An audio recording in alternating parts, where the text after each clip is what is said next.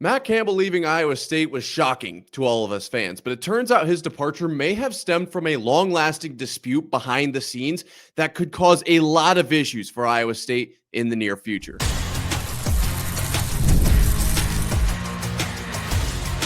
You are Locked On Cyclones, your daily podcast on the Iowa State Cyclones, part of the Locked On Podcast Network, your team every day. Welcome into Locked On Cyclones, part of the Locked On Podcast Network, your team every day, now the #1 sports podcast network. I'm your host, Nick Marovets. Thank you for making this your first watch or listen of the day. I appreciate it more than you know. Be sure to hit subscribe down below so we can prove once and for all that it is, in fact, a Cyclone state. Today's show is absolutely loaded front to back. And the first thing we have to talk about does pertain to Matt Campbell. All right, we're going to go ahead and move into the future for the latter two-thirds of today's show, but we have to start with what kind of has come out over the last weekend around Matt Campbell leaving for Penn State.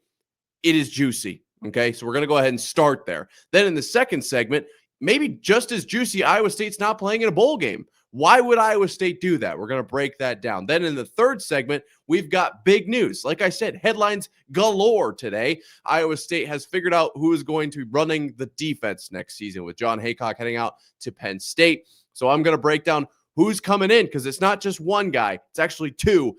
Stick around for that. I cannot believe how full today's show is. Before we get to the end of it, today's episode is brought to you by Game Time. Download the Game Time app, create an account, and use code LOCKEDONCollege for $20 off your first purchase. So let's go ahead and start with this Matt Campbell situation, because not only do I think the narrative might be off a little bit on Matt Campbell, and I want to kind of potentially share some information that could change some people's minds, but also I do think the situation Iowa State is in right now could be a problem in years to come, okay? As far as Matt Campbell, I think a lot of people assume that Matt Campbell left Iowa State because some other school came in and said, hey, here's a bunch of money. And then Matt Campbell said, yeah, I think I'll take that money, and then left. I don't think that's exactly how this whole thing went down. And to get to the bottom of this story, I think we have to go back to Friday night when Matt Campbell left Iowa State and Jamie Pollard announced that Jimmy Rogers was going to be the next head coach of the Cyclones. And after announcing that, Jamie Pollard had this impromptu 20-minute media availability or press conference or whatever you want to call it. And in that press conference, he said something that really caught my attention. When asked what was the package to try to keep Matt Campbell in Ames, he basically said there wasn't one. We didn't really have a package to keep him around. And as a fan of Iowa State football, of Matt Campbell, I was pretty frustrated. I'm going to be completely honest with you. I wasn't exactly happy to hear that. How do you not try to keep around maybe the best head coach Iowa State football has ever seen? The guy who completely turned this program around, put them on the map. You didn't even attempt it. But when asked why, Pollard said, well, Campbell told us not to worry about it. It wasn't about the money. It was more of a personal decision. Was this right for him and his family right now? And I think that dispels kind of the thought process that Matt Campbell left for money. I think that that's been everywhere. I just wanted to get that out there for those who hadn't seen that interview. I think it's important to know that Matt Campbell, I truly believe, was an Iowa State guy through and through, okay? And I will say, I don't think the way that Matt Campbell's handled this has been absolutely perfect. There's been no statement. It sounds like he didn't really talk to his assistant coaches or players at all in the days leading up to this. I'm not going to say he's absolutely perfect, but I do want to kind of dispel the notion that he left solely for money. So then that begs the question, however, why did he leave? Right? What would motivate him to leave Iowa State, a place where he was building a program, what he had talked about for so many years? And that's really the meat and potatoes of this first segment. We're diving into potentially the problems behind the scenes that caused this move to happen. And a lot of this is being written about over this last weekend. This is a synopsis that I am giving you based on what I've read, and then I'm going to kind of break down how it'll impact the future here. What I'm hearing is that Jamie Pollard has been much too influential in the NIL landscape as far as Iowa State athletics goes. And apparently this hasn't been just Matt Campbell. Okay, this has been guys like TJ Otzelberger, guys like Bill Fennelly, and these are all names that I'm just throwing out here. This is what I'm reading. Okay, I haven't been in these rooms, and I don't even have the answers to these, like, to the issues. I'm just telling you that if this continues, it will be a problem for Iowa State athletics. Basically, when all this money comes in, a lot of other universities allow their coaches to make decisions with that money, right? They might get a certain percentage, and that part isn't really negotiable. But once they get that money, this SEC school, this Big Ten school, this ACC school, pick whichever one you want, even Big 12 schools, they allow those coaches to use that money however they want for their athletes, for their other coaches, however they see fit best for their program. They're allowed to do that. However, at Iowa State, Jamie Pollard is kind of the one who makes those decisions. Maybe the coaches have an opinion and they kind of are like, hey, we should do this. But Pollard is the one who has the final say. And Iowa State coaches have been telling Pollard, like, hey, this is not going to work. I'm not going to lie to you. This is not what new age college sports look like. Like, we've got to change something here. And Pollard is basically, from what I've been reading, said, nope, I think we're going to keep doing it this way. This isn't 2005 anymore. Like, college athletics is very different. And we're at very high risk of losing not only a lot of high-level athletes, which we're going to talk about in the next segment, but also high-level coaches. TJ Otzelberger and Bill Fennelly, both actually, are coaching some of the best basketball teams in their respective sports. On the men's side, I make the argument that I think Iowa State's at least in the top 3. You could even potentially say top 2. And then on the women's side, they are rolling right now. It doesn't look like anything can stop that women's team. And how does Jamie Pollard repay them? Well, potentially being a little bit too in control.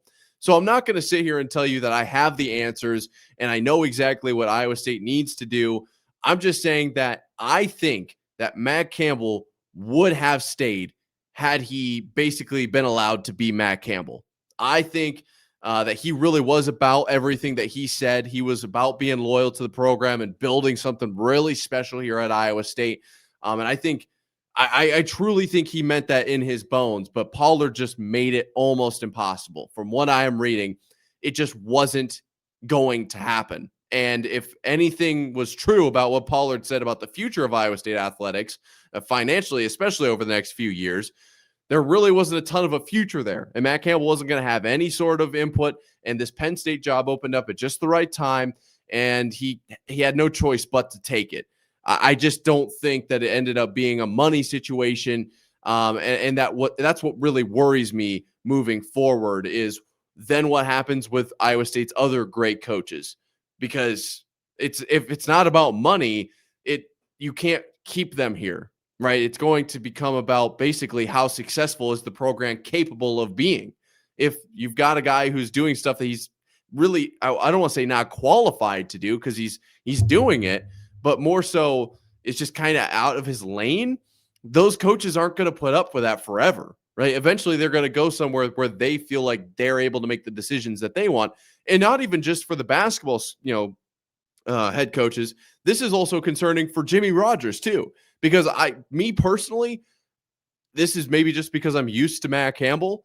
I'm not exactly a huge fan of Iowa State going through 4 head coaches in 6 years. I'm not ready for this coaching carousel. And every head coach that comes in is going to be surprised because they're coming in from somewhere else. And this isn't how NIL was run there. Why would we run it like that here?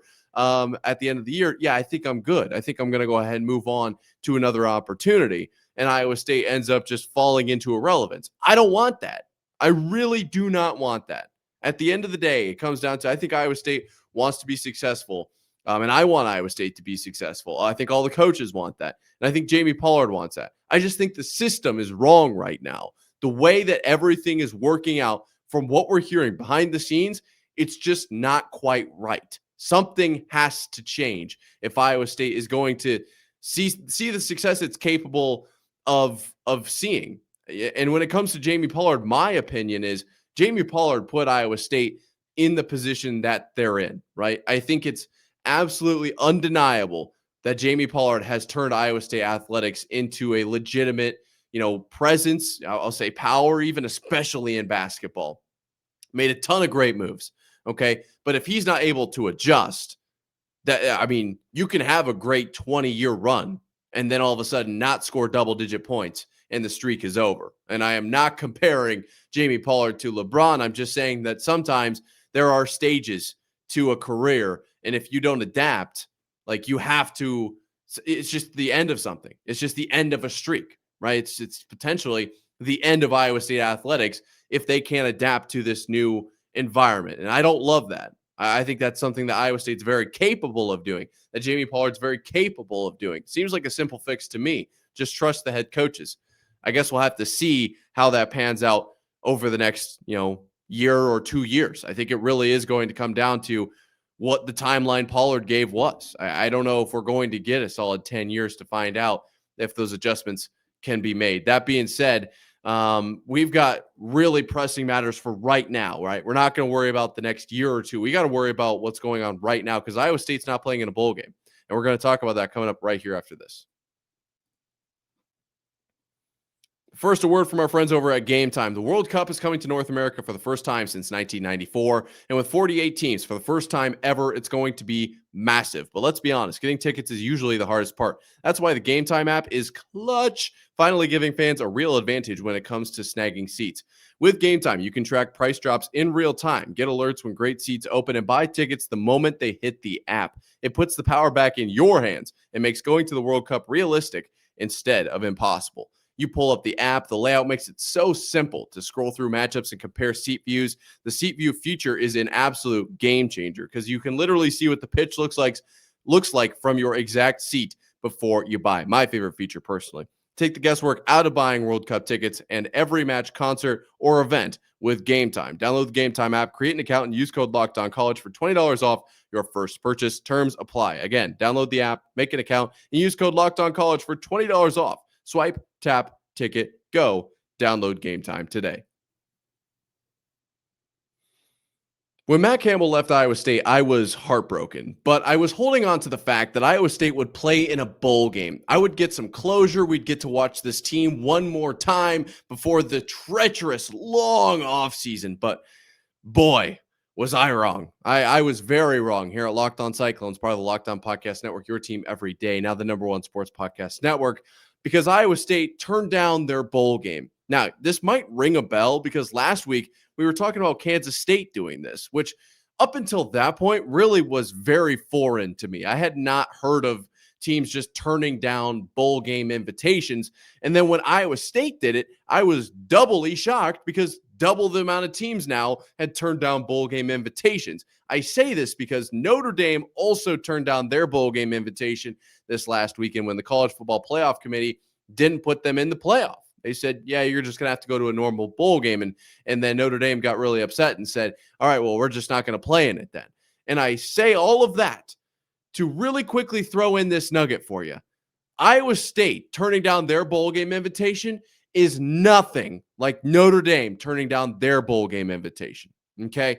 There are going to be people out there who throw all three teams, Notre Dame, Kansas State, and Iowa State, into the same group. All of these teams that skipped the bowl game. They just didn't want to play in the postseason.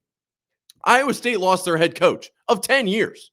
Okay. What does that mean? Well, you lose your head coach. You're probably going to lose a pretty solid chunk of the staff, which we're going to go over in the third segment today. And you're also going to lose a pretty solid chunk of your players. On top of those three things, Iowa State was decimated with injuries, which you know and I know, but across the nation, not a lot of people are probably super aware of just how hurt Iowa State was. All of those four factors combined to, it probably doesn't make a whole lot of sense for Iowa State to play in a bowl game. Who's going to coach it? Who's even going to play in this game for Iowa State? Notre Dame, there are going to be a ton, and I mean a ton of Notre Dame fans, alumni, players potentially even in a few years saying that they are capable of winning the national title this year. I mean, how did they not make the playoff? Well, why aren't you playing in the game then? You just don't want to? You're just done with the season? You're taking your ball, you're going home. Okay. I just wanted to get that off my chest. They are not the same. Okay. Now, that being said, Iowa State turned down their bowl game invitation. They're ending the season at 8-4, and they are incurring a $500,000 fine. Now, the whole money situation with Iowa State is very interesting. I am shocked that Jamie Pollard is actually supporting this whole situation. He's come out and made a statement that, like, hey, we're in full support of the players. The players voted that they are not going to play in this bowl game. And as I just laid out a few minutes ago, I actually think that this does make sense. I don't know who would coach this bowl game. I think it would be a shell of the coaching staff. I don't know who would play in this bowl game. I think we're going to find out today. The portal basically opens for all the Iowa State players, and it'll be open for 15 days. We're going to find out who's jumping into the portal. I imagine we'll find out a relatively large portion either right away or within the first few days. And I imagine it's going to be a pretty large number for Iowa State. So when you look at Iowa State, doesn't really have much of a coaching staff, at least to coach this bowl game. They're probably going to be missing a ton of players due to the portal.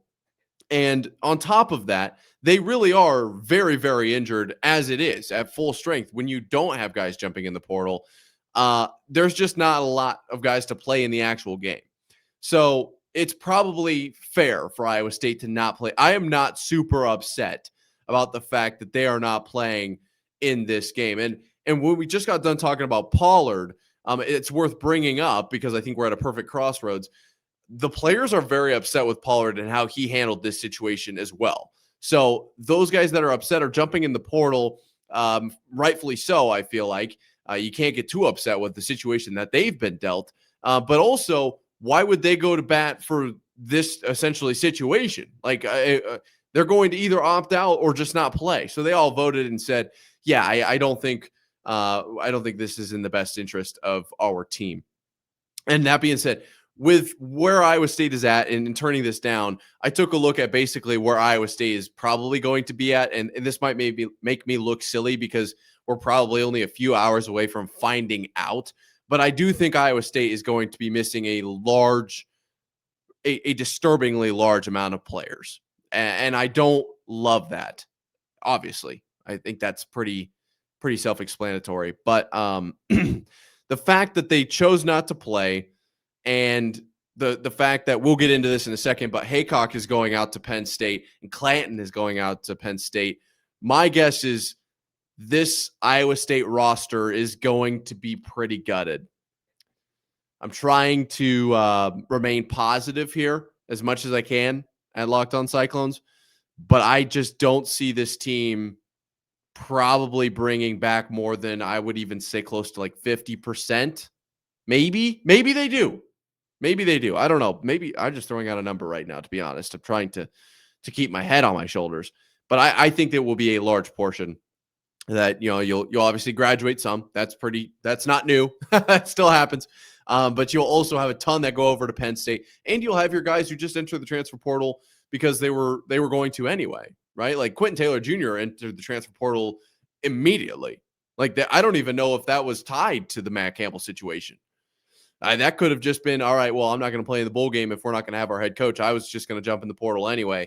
I'm out of here. I don't know what the motive was behind that, but that was really, really fast. So you have to take into account that even though Matt Campbell's going to bring a fair amount of guys over to Penn State, there are also going to be, or there were guys on this team that were going to jump in the portal anyway.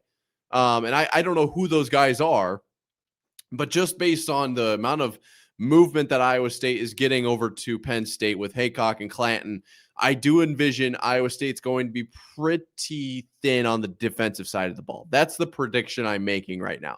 Offensively, I don't want to make a comment on Rocco yet. I am going to hold off for now. But the offensive line with Clanton going over, I feel like because our line is so good, a lot of the linemen are going to follow. That's my prediction. All of this is a prediction. On the defensive side, I really just want to keep Neal as kind of like my number one priority. A lot of the linebackers I would love to keep. I don't know exactly. Obviously, I think Rodgers is a great defensive coach, and we'll get into the defensive coaches that are joining Iowa State staff. I think on defense, we have a chance to retain a solid amount, but I don't know for sure. If Haycock's going over there and defensive players were basically playing under Haycock, like they're going to follow him. And I mean, it's a shame that this is what it is, but to wrap it all back to the bowl game, it makes sense. Like it's unfortunate for us fans that wanted to watch this team play one more time. And like I said, I haven't seen at least anything from Campbell and now no bowl game. There's this huge element of like, it feels like we were running full speed. And then all of a sudden we were literally like a Looney Tunes character, just running over a cliff over nothing. And then we just fell. Like there was no closure. There was no gradual hill to fall down. Like, we literally fell down a Grand Canyon. So that stinks from our side, but from the team's perspective, it kind of makes sense that they're not going to play in this bowl game. Now, $500K is a lot, especially when you take into consideration the fact that Iowa State's going to have to pay $4 million for Coach Rogers' buyout, right? So that adds up $4.5 million. Then you have the $2 million that Matt Campbell essentially kind of gave Iowa State back in his buyout. So 4.5 down, 2.5. That'll get you at 2.5, or down to 2.5 that Iowa State has to pay essentially. So it's not helping, but they already owed $2 million. It is what it is. And I think this team is, they've been through a lot this season. I mean, with the injuries and the 4-game loss streak and everything already, and then this just came out of absolutely nowhere. I cannot blame the players, I wouldn't even say 1%, like, completely understandable. That is a terrible situation to find yourself in. And I feel for every single one of them. I really, really do. But to try to stay positive, we're going to take a look at next season, because this whole episode has been like kind of down. I actually feel really good about where Iowa State's defense could be next season. We're breaking that down coming up right here after this.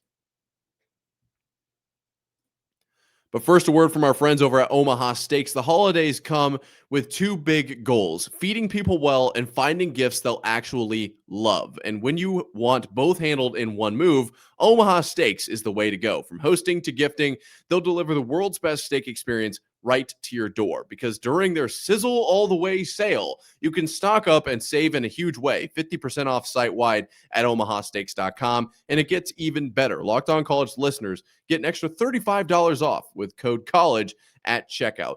I love how easy it is to gift. It shows up frozen, packs beautifully. It's ready to cook. I don't have to worry about sizes. Holiday magic is made easy. Order by 6 p.m. Eastern, and it ships the same day. Save big on gourmet gifts and more holiday favorites with Omaha Steaks. Visit omahasteaks.com for 50% off site-wide during their Sizzle All the Way sale. And for an extra $35 off, use promo code COLLEGE at checkout. Terms apply. See site for details. That's omahasteaks.com, code COLLEGE. Let's go ahead and switch the vibes around here at Locked On Cyclones, part of the Locked On Podcast Network, your team every day, now the #1 sports podcast network, because it's been a rough weekend. I think we can all agree on that. I'm just going to get this out of the way really, really quick. It's been tough to move on from Matt Campbell just because of, like I said, the closure element hasn't been there. It just kind of came out of nowhere. Hey, by the way, Matt Campbell might leave. Wait, what? Oh, wait, he's gone. Oh, okay. Oh, we have a new head coach. What is going on? Like, it really happened so fast that it has been a very weird, it's hard to even mourn essentially the loss of Campbell. And now all of a sudden we're looking at a new head coach and new staff. So I'm curious how you guys are feeling. Let me know in the comments below, or at Nick_Marv on Twitter. But I do have some good news. Okay. If we can reframe our minds and kind of stop worrying about what happened this last weekend and look towards the future of Iowa State football, we have some really good news coming in on the defensive side of things, which is actually, I'm going to say this is December 8th, 2025. Okay. We're ways away from the beginning of the Jimmy Rogers era at Iowa State, that first game. They could be dangerous. They are, based on just what I'm seeing here and the philosophies that are working together and the numbers and the everything. This could be very interesting. They could be very good. Okay. And the reason I say that is, the movement and the administrative area and the coaching area. Iowa State's losing Haycock, Clanton, and Derek Hoosier, has been brought up a few times. I don't know if we've talked about him explicitly on here, but Campbell definitely talked about him. I've actually been in contact with him before, more of a recruiter, and I do think that will hurt Iowa State. But those are the guys who are heading out of Iowa State's facilities. We've got two guys right now that are coming in that we legit could have maybe a top 5 defense next season, which is like crazy just based on everything that they've been through up until this point. And we don't even know what the player situation is looking like. But as far as coaches go, Iowa State's in a great spot. 2 coaches coming in under Jimmy Rogers to be co-defensive coordinators. Now, I'm going to throw this out here. As positive as I've been over the last few minutes, I am a Patriots fan. Actually, funnily enough, you can see that in the sweatshirt I'm wearing. The co-offensive coordinators situation for New England did not work out very well. Okay. So I was apprehensive to look at co-defensive coordinator. It just makes me a little bit, I'm just a little on edge about it. But when you see what these guys offer, I do feel slightly better. First name we're looking at, Ross Watson is coming in from Toledo. And it was his 6th season as a co-defensive coordinator there, his 10th year total. The reason I wrote that down was he's been a co-defensive coordinator before. So this isn't going to be totally new for Ross Watson, which is, I think, exciting. I think that's a good thing. If you're going to go into a co-defensive coordinator role, it's probably better that you've been a co-defensive coordinator before. You understand kind of the dynamic, how things are going to play out. You don't butt heads with your other co-defensive coordinator. You know at least how to kind of monitor the situation, how to navigate different scenarios. That made me feel slightly better when it comes to the situation already. And then you look at what Toledo did last season, and I saw these numbers, and I thought I was looking at the wrong team. And then I realized, okay, this is in fact Toledo. Then I thought I was looking at the wrong reference, right? I thought this might be numbers in the MAC, right? Or numbers in this area of whatever. Or I did not think this was in all of college football. Toledo this last season was 4th in points per game, 5th in rushing yards allowed per game. These are all defensive numbers, right? This is a defensive coach. 4th in points per game allowed, 5th in rushing yards per game allowed, 8th in passing yards per game allowed, 5th in touchdowns allowed, 9th in sacks, 13th in takeaways per game, and 3rd in total yards allowed. In how many is that? 3, 6, 7 stats? In 7 stats, 6 of them were in the top 10. And the only one that wasn't was 13th, and it was in takeaways. Toledo was phenomenal last season. Okay. And Jimmy Rogers, from what I have heard, I'm going to do some more tape study this week, runs a 4 down. So we're getting away from that. I mean, look, I love John Haycock, and I actually was beyond impressed with how he turned around this defense this season, and what he was able to piece together, and the way that his mind works, and everything about John Haycock. I'm actually a huge fan. But there was, and I will own up to this, and it was really loud on the internet, there was certainly a period where I was like, we're going to need to adjust some things here. I just don't think this is working out. I don't think this scheme is the best play for Iowa State, where we're at right now and in the next, couple years. This just doesn't seem to be, something's wrong, right? Maybe it's that we're having quarterbacks line up at 7-8 yards off on 3rd and 3, but something needs to change. I didn't want it to come about this way, but if this is what we're going to have defensively, I'm actually kind of a fan. I think we're going to get a different change of pace, something different that's going to be good for the program. Jimmy Rogers, great defense at Washington State, and Ross Watson coming in from Toledo. We're going to see maybe a more 4 down front, and I think we're going to see a very solid rush defense overall. And then even passing 8th in yards per game is ridiculous. And I mentioned Washington State, obviously Jimmy Rogers from there, but we have our second defensive coordinator as a part of the duo, Jesse Bobbitt from Washington State. And Washington State low-key had a nuts defense as well, is what I wrote down in my notes, in my notes here. They were 14th in passing yards per game and 18th in rushing yards per game. I haven't watched any of their actual games yet. It's been a crazy weekend, but I am excited to, because I think that this Iowa State defense really could make a big leap this next season.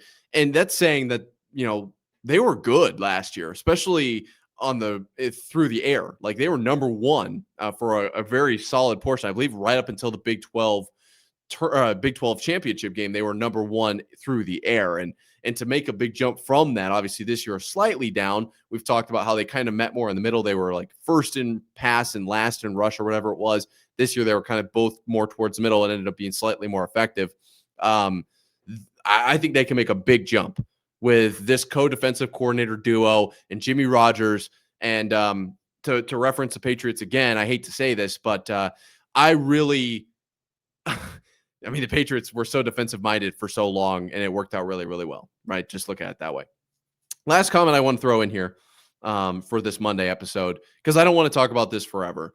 The Matt Campbell situation and my final thoughts on it after having a whole weekend to really think about it.